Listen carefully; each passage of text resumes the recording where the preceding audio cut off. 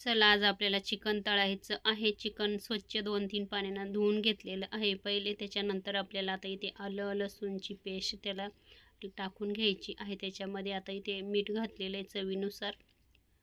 त्याच्यानंतर आपल्याला इथे लाल मिरची पावडर घालायची, हळद घालायची आणि धना पावडर पण घालायची, दही पण घालायचं आहे.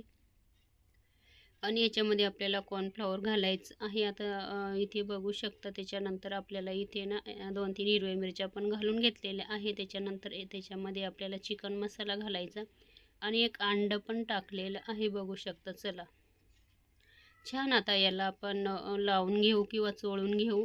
आणि तुमच्याकडे जास्त वेळ असेल तर तुम्ही अर्धा तास, 1 तास, 2 तास असं ठेवू शकता. आणि छान असं त्याला लावून घेतलेलं आहे सगळे मसाले. आता आपण आहे ना 1-2 तास ठेवूया. बघू आता किती वेळ लागतो, पुढे तुम्हाला सांगते किती वेळ ठेवलं तर. चला झाकून ठेवलेलं आहे. भरपूर टाईम झालेला आहे, जवळजवळ 2-3 तास झालेले आहे. त्याच्यानंतर आता कढईमध्ये तेल घालून घेतलं. आता इथे बघा आपल्याला तेल गरम करायचं, पण एकदम कडकडीत असं तेल गरम पाहिजे. अजिबात थंड नको किंवा मीडियम नको. नाही तर थोडंफार असं तेल मीडियम जर असेल तर मग चिकन मध्ये तेल जातं, त्याच्यामुळे अजिबात मग ते चिकन चांगलं लागत नाही, तेलकट लागतं.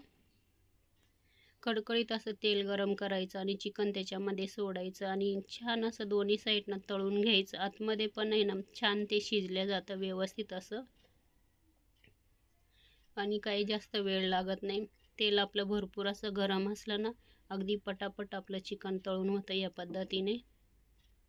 चला सगळं चिकन बघा मी असं तळून घेते आता इथे छान असं. संडे स्पेशल आपलं इथे चिकन तळलेलं आहे बघू शकता. खूप छान झालेलं आहे. आता तुम्हाला जास्त कुरकुरीत पाहिजे असेल तर जास्त वेळ तळायचं किंवा थोडंसं नरम पाहिजे असेल तर तुम्ही लवकर चिकनचे पीस काढायचे.